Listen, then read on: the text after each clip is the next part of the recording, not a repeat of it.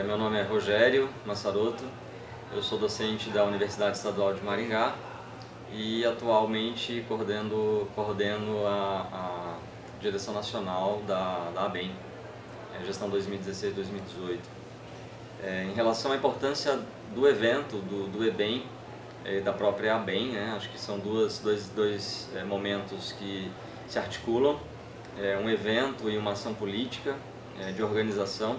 Ela vem num processo de necessidade histórica da classe trabalhadora, mediante uma conjuntura que tem desfavorecido as uniões, as articulações, e também nos deparando com uma pluralidade sobre as interpretações marxistas.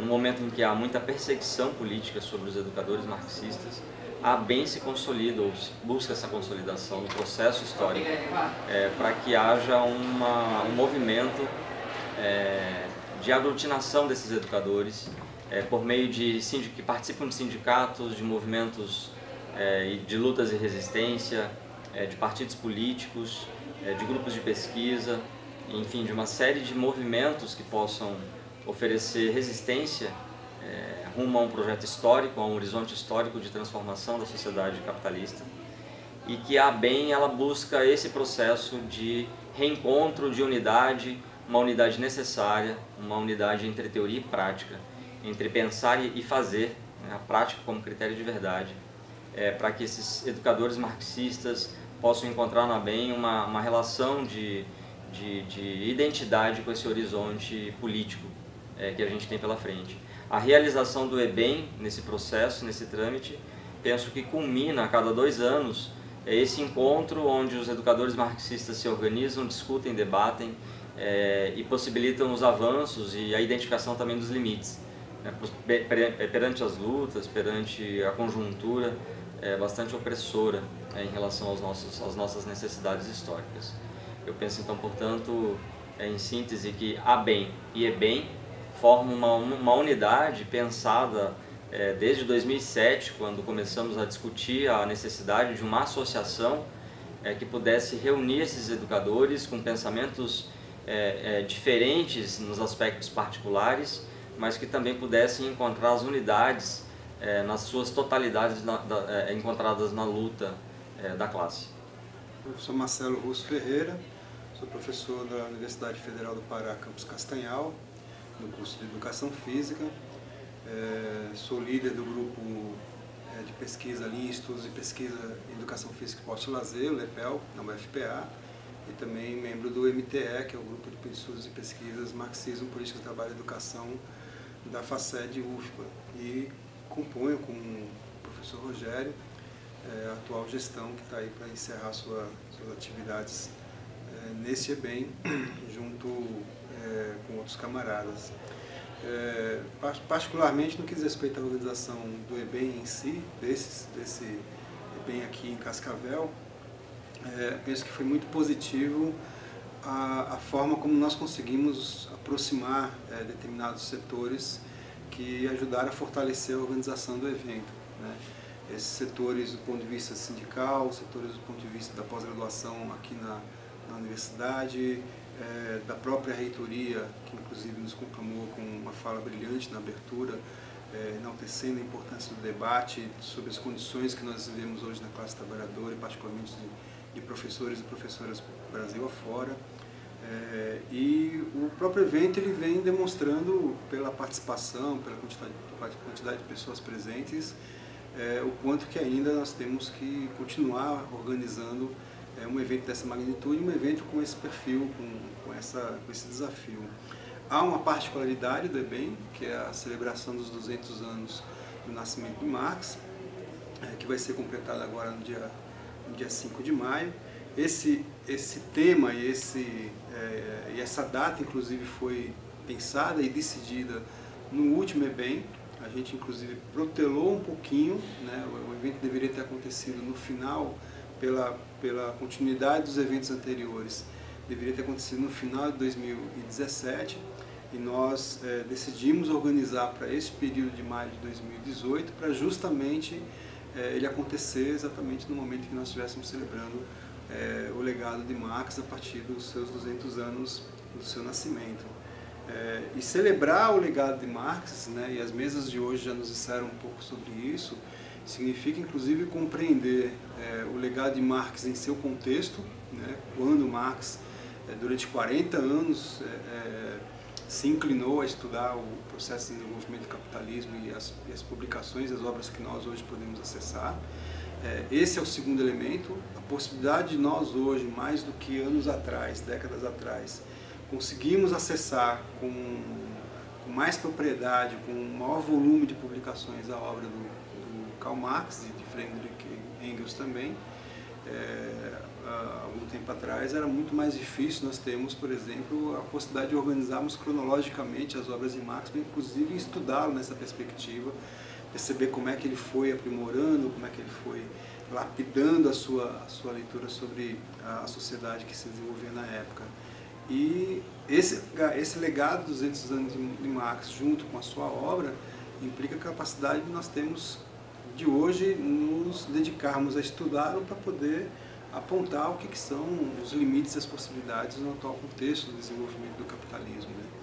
E aí, particularmente no campo da educação, o Rogério já comentou isso, mas acho que é importante reforçar que, particularmente no setor da educação, qualquer ideia aparentemente progressista, hoje ela tem sido extremamente perseguida dentro da sala de aula, desde a educação básica e inclusive na educação superior. Não se trata somente de nós tentarmos traduzir o que significa um professor ou um aluno entrar com uma camiseta alusivo a algo mais voltado à esquerda e se deparar com um aluno ou um professor entrando em sala de aula com uma camiseta alusiva a algo que volte à representação do que existe mais conservador no campo da direita. Mas perceber que esse espaço de convivência começa a ter conflitos mais sérios, que implica, inclusive, perseguições de forma muito mais aclarada. Nós temos hoje testemunhado e registrado grupos de pesquisa que têm o comunismo, o socialismo, o nome de Marx ou afins, sendo perseguidos dentro das universidades, né? Inclusive com ações judiciais, com a presença da Polícia Federal, em ações ações surpresas dentro dos espaços de grupos de pesquisa para poder saber o que esses grupos de pesquisa andam fazendo dentro da universidade, né? Como se não existisse também os grupos de pesquisa com a base teórica da economia política, do pensamento smithiano, coisa e tal, que no final das contas falam a mesma coisa antagonicamente, mas os temas, os elementos são os mesmos, né? Não existe essa perseguição dentro do campo da justiça. E na escola básica, né, e a gente é fruto também da escola básica, nós passamos pelo chão da escola também, esses temas também têm sido muito mais colocados, não só em xeque, porque isso pode ser o debate, mas têm sido colocados com uma perspectiva de criminalização desses espaços, desses debates, etc. e tal. Ao ponto de os temas mais simples possíveis, que podem ser colocados em um dado tom de crítica para a formação dos nossos alunos de educação básica, têm sido tratados como ações de criminalização muito profunda. E a consequência disso, do meu ponto de vista, é a criminalização de expressões como radical, criminalização de expressões como ideologia, como doutrina, né?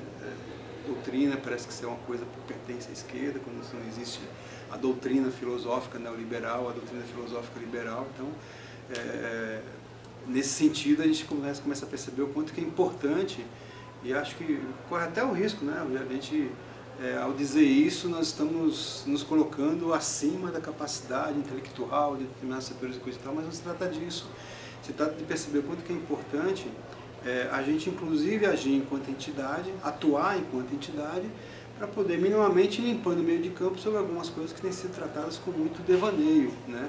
Doutrina, ideologia, radical, política, etc. e tal, são temas que não perpassam apenas a um campo teórico, mas que conduz à base de qualquer campo teórico, vamos assim dizer, da direita mais conservadora e a esquerda mais radical. E aí, nesse sentido, a gente entende que a ABEM, e é interessante notar isso, né? A ABEM, ela é fruto do EBEM. Acontece os primeiros encontros brasileiros de educação e marxismo, e dentro do embate, dentro dos debates que vão sendo construídos nos encontros, como o Rogério falou, no encontro de 2007, levanta essa necessidade ou a defesa ou o entendimento de constituir uma associação brasileira de educadores marxistas. Vai ser um pouco exagerada a minha expressão, né? Vai ser inclusive talvez posta a crítica, mas foi a prática do EBEM que organizou a instituição de uma entidade que pudesse se organizar juridicamente, teoricamente, etc. e tal. A prática com um critério de verdade, com cuidado, obviamente, de usar a expressão, não fazer de forma tão linear assim, ajudou a organizar bem. E a gente vem estabelecendo esse processo nos últimos anos. Eu acho que a importância hoje da ABEM é perceber uma entidade estruturada juridicamente, estatutariamente, possa inclusive atuar na aproximação, no debate, na formação junto dos grupos de pesquisa e das associações no país afora que tem a perspectiva marxista como central no seu campo teórico. E o desafio, que acho que esse é o mais importante, de ser também uma entidade que apoie os professores e as professoras da educação básica. Porque no ensino superior a gente sofre esses ataques, mas tem um elo um pouco mais protetor da autonomia universitária, de tocar as pesquisas, etc. e tal.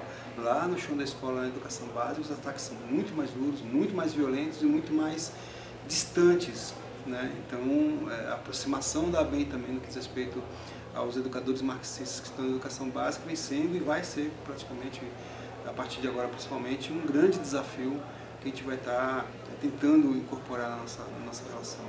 E acho o Rogério disse tudo, né? A unidade do encontro com a entidade, da entidade com o encontro, é que faz esse movimento ser fortalecido dentro do país. Oxalá a gente consiga, inclusive, estabelecer relações internacionais a partir dos nossos visitantes. No último evento tivemos o professor José Barata Moura de Portugal na conferência de abertura, agora nós tivemos o professor Guilhermo de Cuba fazendo também uma participação. Isso implica também a possibilidade de nós constituirmos relações políticas, institucionais, de militância, de formação para além das fronteiras brasileiras. Acho que essa é uma perspectiva que a gente tem aí de desafio, né, bastante significativo, mas que ela vai se dar realmente no campo do dia a dia, da luta, do trabalho, da organização, da aproximação, da paciência histórica, mas também da necessidade de fazer essa paciência histórica um movimento de fato em relação àquilo que a gente pretende, né?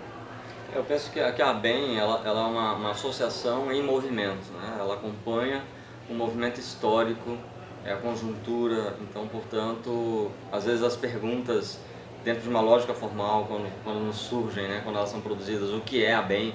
A ABEM é um movimento, né? É o movimento dos educadores marxistas que lutam de forma organizada dentro do âmbito da educação e do ensino por uma sociedade emancipada, pelo ser humano emancipado, pelo fim da propriedade privada. E que daí, portanto, essa ABEM se faz fazendo, né? Ela se faz nesse movimento de contradição e de conflitos, de lutas de resistência, de necessidade de unidade, de movimento histórico, de preocupação com o aspecto pedagógico no ensino.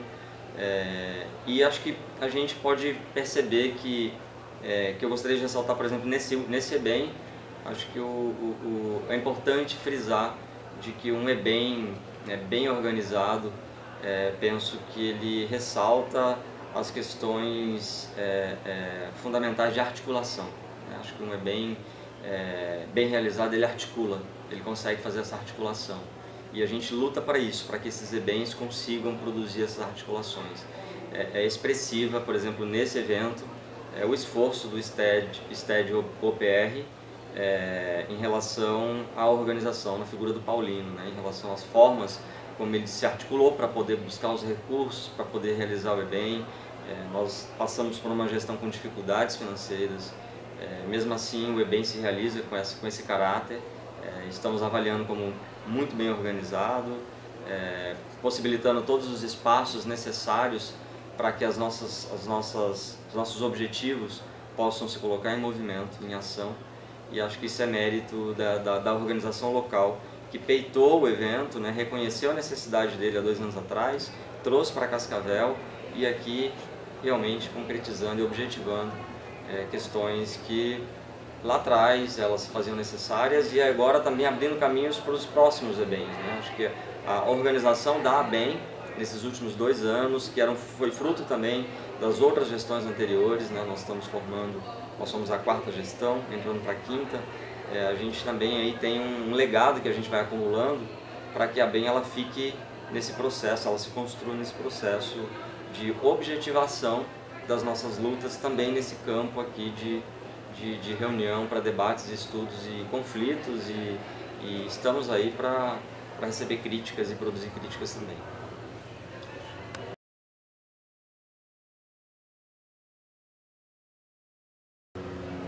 Bom, eu acho que a gente não consegue elencar necessariamente os desafios. Eu acho que quando a gente começa a ir traduzindo esses desafios, a gente vai puxando o outro, e isso vai seguindo pelo próprio movimento de fazer essa tradução do que é o chão da escola, particularmente.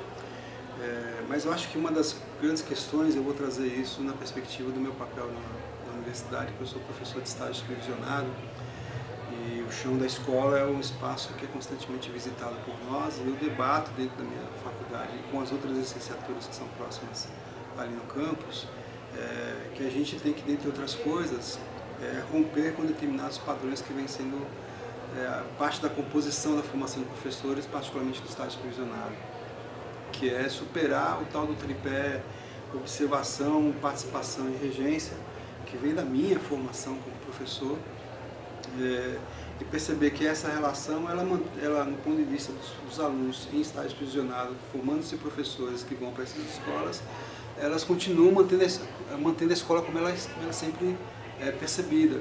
E mais, né?